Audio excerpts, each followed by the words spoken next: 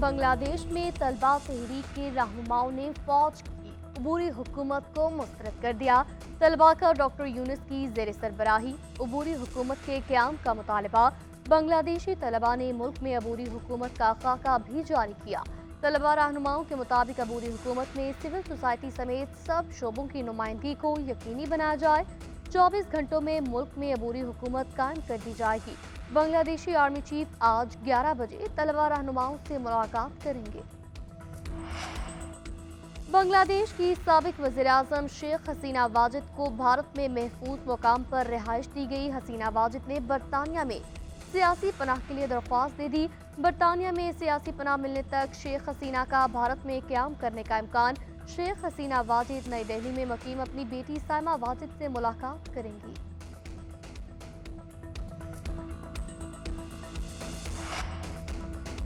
बांग्लादेश में शेख मुजीब का बुत पाश।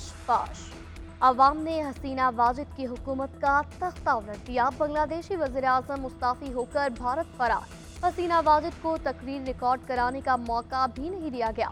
बांग्लादेशी फौज ने हसीना वाजिद को मुस्ताफ़ी होने के लिए 45 मिनट की मोहलत दी थी।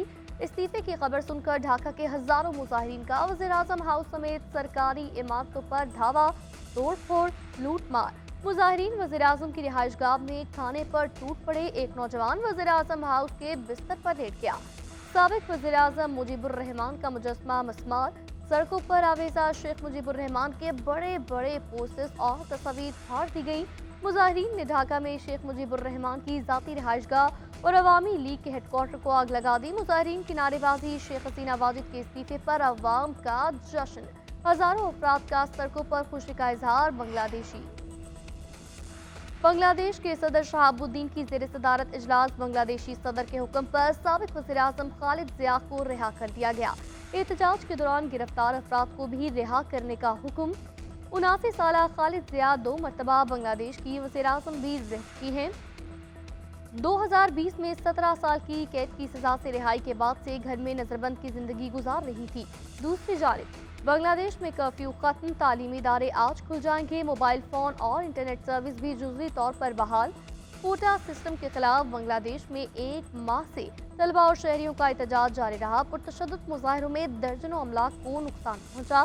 300 से ज्यादा अफराद जाम बहक। ढाका, चिटागांग समेत मुख्तलिफ शहरों में अवामी मुजाहिरे।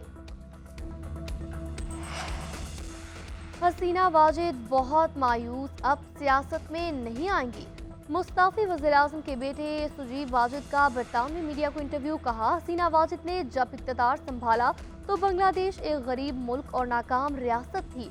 बांग्लादेश को तरक्की देकर एशिया के उभरते टाइगर्स में शामिल किया। मुजाहिरीन के खिलाफ हुकूमत का रद्द-ए-अमल बिल्कुल दुरुस्त था।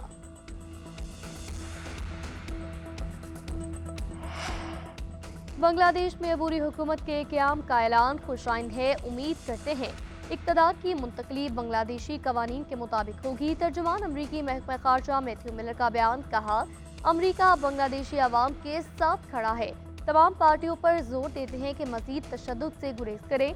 तर्जुमान व्हाइट हाउस जॉन कर्बी ने कहा, अबूरी हुकूमत जमहूरी और कसीरुल जमाती होनी चाहिए। बरतानिया का बांग्लादेश में जमहूरियत के तहफ़्फ़ुज़ के लिए जल्द इक़दामात पर जोर। यूरोपीय यूनियन का इक़्तिदार की पुरअमन और जमहूरी अंदाज में मुंतकली का मुतालबा। मौजू पे जो फौज का बड़ा वाज़े मौक़िफ़ है, जो 7 मई की ISPR की प्रेस कॉन्फ्रेंस थी उसमें यह बयान किया गया, ना उसमें कोई तब्दीली आई है और ना ही आएगी कि डिजिटल दहशतगर्दी जो है इसकी जो खिलाफ जो पहला लाइन ऑफ डिफेंस है ना, द फर्स्ट थिंग जिसने इस डिजिटल दहशतगर्दी को काबू करना है, इसका तदारक करना है, वो है कानून। अनफॉर्चुनेटली आपके सामने है कि जो झूठ है, प्रोपेगेंडा है, मीडिया में भी किसी हद तक, लेकिन बहुत हद तक सोशल मीडिया ये बहुत ज़्यादा किया जाता है।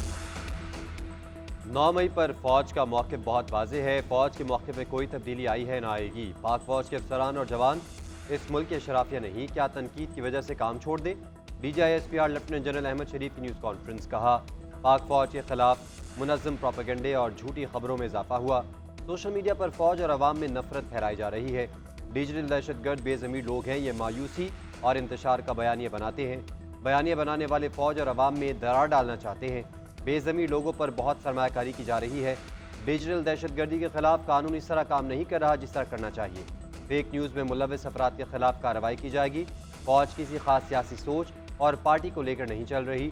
فوج پاکستان اور ترقی کو لے کر چل رہی ہے۔ ایک مافیا نہیں چاہتا کہ پاکستان اور عوام ترقی کرے۔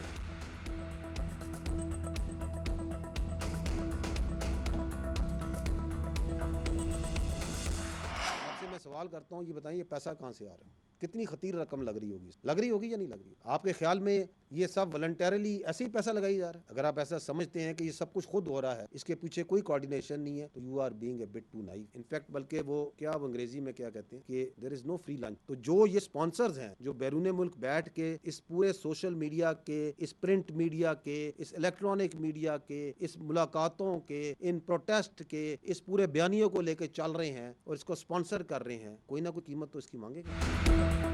بلوچ راجی مچی دہشت گرد اور جرائم پیشہ مافیا کی پراکسی قرار۔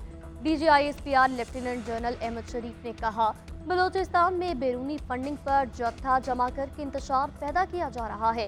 بلوچ یکجہتی کمیٹی اور اس کی نام نہاد قیادت کا دشمن سے گٹھ جوڑ ہے۔ گوالدر میں حکومتی رٹ موجود ہے، کوئی شک و شبہ نہیں ہونا چاہیے۔ بلوچستان میں تعلیم، صحت، صاف پانی کی فراہمی فوج کی اولین ترجیح ہے۔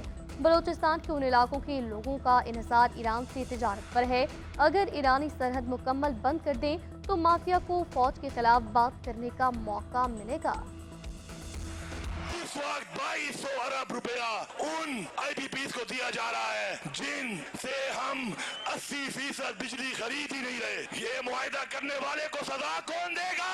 مجھ سے مطالبہ کرتے ہو کہ میں معافی مانگوں اس کام کی جو میں نے نہیں کیا، جو ملک کو لوٹ گئے، پہلے ان سے تو معافی منگوا لو۔ جنہوں نے ہمارا خون بیچا، پہلے ان سے تو معافی منگوا لو۔ جنہوں نے ہماری جانوں کے بدلے ڈالر لیے، پہلے ان سے تو معافی منگوا لو۔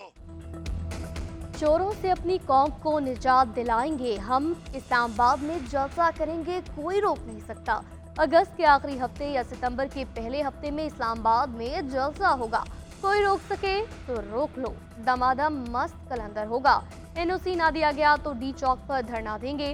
وزیر اعلیٰ کے پی علی امین گنڈا پور کا ثوابی میں جلسے سے خطاب، کہا امریکہ کی سازش سے بانی پی ٹی آئی کو ہٹایا گیا، بانی پی ٹی آئی قوم کے لیے ڈٹا رہا، نظریے کو قید نہیں کیا جا سکتا۔ بیرسٹر گوہر نے کارکنوں سے خطاب میں کہا، ہم چڑھائی یا دھاوا نہیں بولنا چاہتے، پابندی ان پر لگنی چاہیے جو ملکی دولت باہر لے گئے، بانی پی ٹی آئی جلد جیل سے باہر ہوں گے۔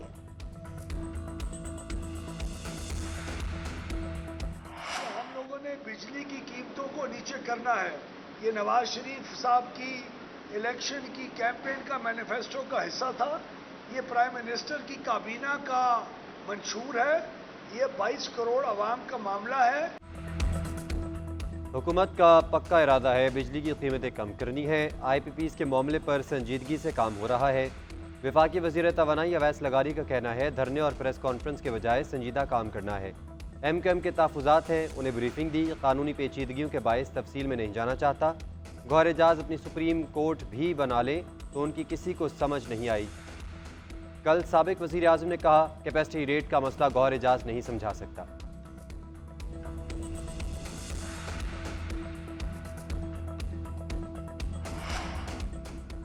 جو بنگلہ دیش میں ہوا پاکستانی حکمرانوں کا مقدر بھی وہی ہوگا۔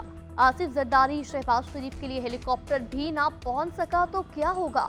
امیر جماعت اسلامی حافظ نعیم الرحمان کا راولپنڈی میں دھرنے سے خطاب، بولے کشمیر قراردادوں سے آزاد نہیں ہوگا، مکمل کشمیر شمشیر کی طاقت سے ملے گا۔